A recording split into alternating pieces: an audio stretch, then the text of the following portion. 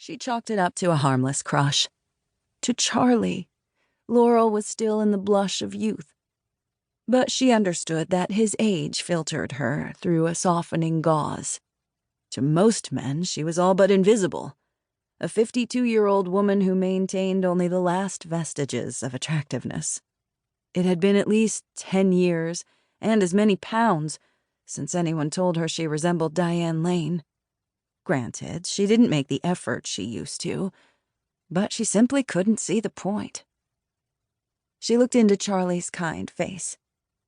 "I don't think so," she said, her eyes watering. "Doug's been in an accident. They wouldn't have called me unless—" She searched his expression, hoping she didn't have to finish the sentence. He nodded and took her by the shoulders. "You're going to be okay," he said slowly. "No matter what, you are here, and you're fine. You only have one job right now, and that's to drive carefully. You understand?"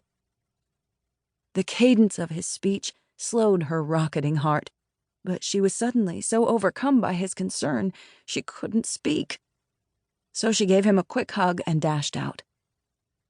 Laurel slammed the door of her 12-year-old Altima, considering Charlie's advice as she pulled her seatbelt across her torso. "Drive carefully," she thought, turning the words into initials. It was something she often did to settle herself, playing a game where she tried to think of famous people to match the letters. D.C. Don Cheadle. Dana Carvey. Diane Carroll. Calmer. She realized Charlie was right. She didn't need to tear out of the lot. Reaching the hospital 2 minutes faster was not going to make a difference. Because realistically, she thought, as the bulge in her throat swelled and tightened, Doug was probably already dead. She could almost feel it in her bones. He was gone, the life snuffed from his body. That was why she had been summoned.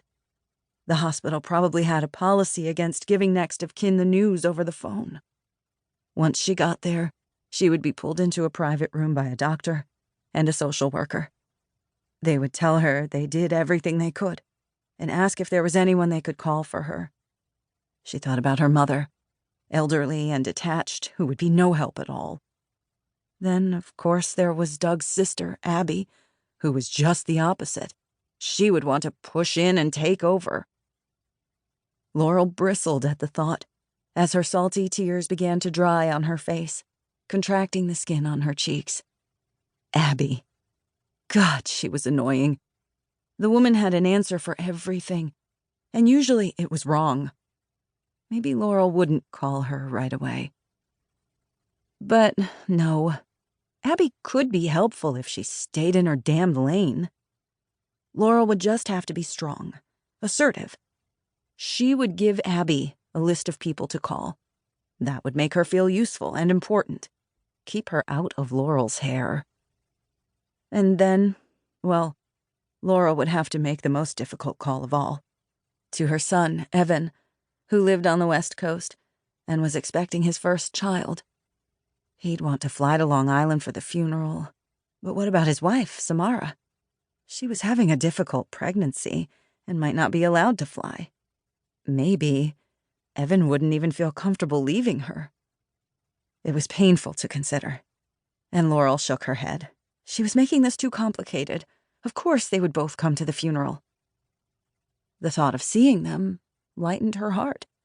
She'd been depressed about not being able to fly out there for the birth of their child.